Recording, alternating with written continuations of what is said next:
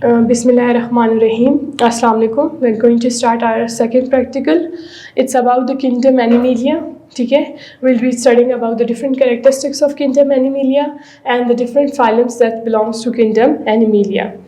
First of all, kingdom Animalia, all of the animals in kingdom Animalia, they are heterotrophs, right? What does it mean, the word heterotroph?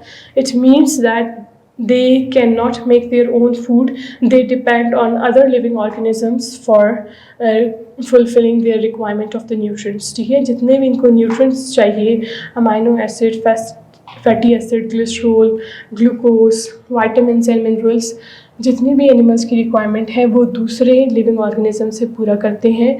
They eat plants और animals.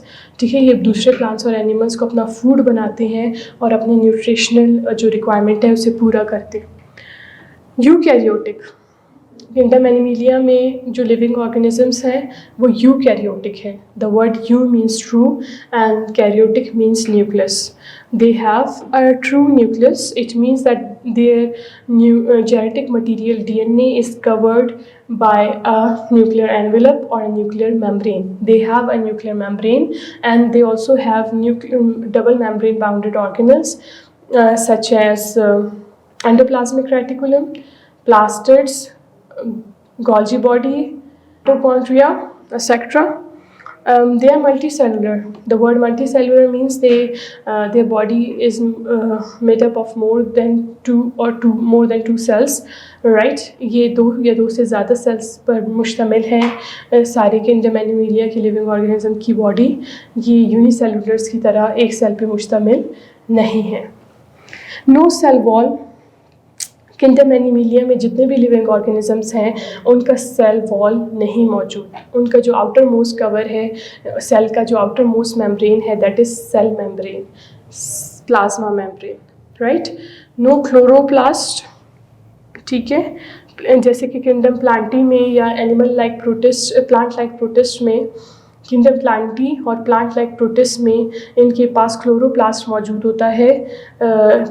सारे plants में मौजूद है chloroplast और algae वगैरह में, जिसकी मदद से ये अपना फूड फोटोसिंथेसिस के ज़रिए ख़ुद प्रोड्यूस कर सकते हैं. जबकि किंगडम एनिमेलिया में जितने भी लिविंग ऑर्गेनिजम्स हैं ये हेट्रोट्रॉफ्स हैं, अपना खाना ख़ुद नहीं बना सकते. They depend on other living organisms for food, so they do not have chloroplast in their cell. ठीक है, इसीलिए इनके पास जो क्लोरोप्लास्ट है वो भी मौजूद नहीं है. Motile. It is also one of the important characteristics of kingdom Animalia that they can move from one place to another place. Like plants, they are not stick or fixed to one place. They can move from one place to another place. ये plants की तरह एक जगह पे fix नहीं है. ये animals जो है एक जगह से दूसरी जगह आराम से move कर सकते हैं. And they have sense organs, different sense organs such as nose, eyes, tongue for the taste, and hair for listening, and they have skin for sensation of touch. So they have different organs. इनके पास eyes हैं vision के लिए, tongue है for the taste, and they also have hair for they have ear for hearing, and they have skin for the sense of touch, right? So इनके पास मुख्तलिफ sense organs हैं. For smell they have nose. अब मुख्तलिफ phylums जो kingdom Animalia में आएंगे, इनमें सबसे पहले है पॉरीफेरा. फाइलम पॉरीफेरा, ये इसमें सारे स्पॉन्जेस आते हैं. ये बहुत सिंपल किस्म के मल्टी सेलुलर लिविंग ऑर्गेनिजम्स हैं. नाइडीरियंस को सीलेंट्रेट्स भी कहा जाता है. दे हैव, इस ग्रुप में जेलीफिश, सी एनिमोन्स, कोरल्स, इस तरह के लिविंग ऑर्गेनिजम्स आते हैं. प्लेटीहेलमिन्ट्स, इनमें फ्लैट वॉर्म्स आते हैं. And nematodes, round worms. ठीक है, वॉर्म्स की बॉडी राउंड है. एनालीड्स, अर्थवॉर्म, सेगमेंटेड बॉडी है इनकी. जैसे कि आपने अर्थवॉर्म को देखा होगा कि छोटे छोटे पार्ट्स में इनकी बॉडी सेगमेंटेड है.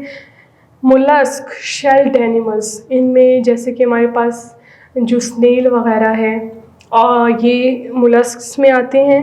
इनके ऊपर इनकी बॉडी को एक हार्ड शेल ने कवर किया होता है। इंटरनली इनकी बॉडी खुद बहुत सॉफ्ट होती है वैसे, राइट।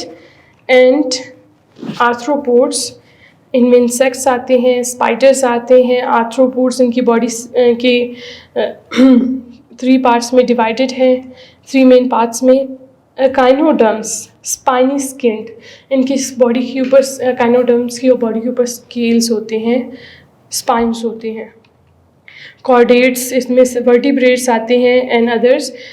वर्टिब्रेट्स वो वाले हमारे सारे एनिमल्स जिनका वर्टिबल कॉलम बैकबोन मौजूद है, right? So first we will be discussing about the phylum Porifera. They are the sponges. You can see in the diagram how they look like. Asymmetrical का मतलब है इनकी बॉडी को हम equal parts में divide नहीं कर सकते कहीं से भी। पोर्स, फिल्टर फीडर्स, इनमें छोटे छोटे सुराख होते हैं जिनसे ये अपना फूड लेते हैं। नॉट मोटाइल, सिसाइल हैं। ये ऐसे एनिमल्स हैं जो एक फिक्स हैं, एक जगह पे प्लांट्स की तरह फिक्स्ड हैं, but they are not plants because they are heterotrophs. वो प्लांट्स की तरह ऑटोट्रॉफ्स नहीं है, फोटोसिंथेसिस नहीं कर सकते। ये दूसरे लिविंग ऑर्गेनिज्म से अपना फूड हासिल करते हैं। बेसिकली ये डेड लिविंग ऑर्गेनिज्म के जो पार्टिकल्स होते हैं उन पे फीड करते हैं। Provide habitat for other animals, और ये यहाँ पे जो स्पॉन्जेस होते हैं वो बड़े बड़े साइज़ के भी हो सकते हैं, जो बहुत सारे फिशेस के लिए एक हैबिटेट है, रहने की जगह है। Eaten by starfish and some fishes, ये स्पॉन्जेस को स्टार फिश और कुछ दूसरे फिशेस अपना फूड बना सकते हैं। मोस्ट प्रिमिटिव एनिमल्स, बहुत शुरू में ये प्रिमिटिव एनिमल्स हैं, बहुत ही एग्जिस्टेंस इनकी बहुत पुरानी है। नाउ कम्स फाइनलम नाइडीरिया, इसमें जेली फिश, सी एनीमून्स और कोरल्स आते हैं, ये सी अर्चिन वगैरह। डाइजेस्टिव कैविटी कॉल्ड सीलेंटेरॉन, इनका जो डाइजेस्टिव सिस्टम है उसे सीलेंटेरॉन कहा जाता है। रेडियल सिमेट्री है, हम किसी भी एक्सेस से इसको कट करें तो इक्वल हाफ्स में ये डिवाइड हो सकते हैं।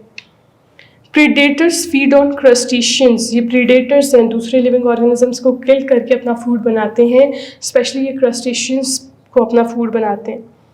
Coral provides important habitat for fish, corals भी ऐसे लिविंग ऑर्गेनिजम्स हैं जो मुख्तलिफ फिशेस आकर यहाँ पे इनके अंदर या इनके आसपास हाइड होते हैं, छुपा के अपने आप को छुपाते हैं फिशेस इनमें और यहाँ पे रहते हैं। Coral used for decoration and threaten by pollution, ठीक है, कोरल डेकोरेशंस के लिए यूज़ किया जा सकते हैं, और अगर वाटर पॉल्यूटेड है तो उनको बहुत ज़्यादा थ्रेट है, ये सर्वाइव नहीं कर सकते इन पॉल्यूटेड वाटर।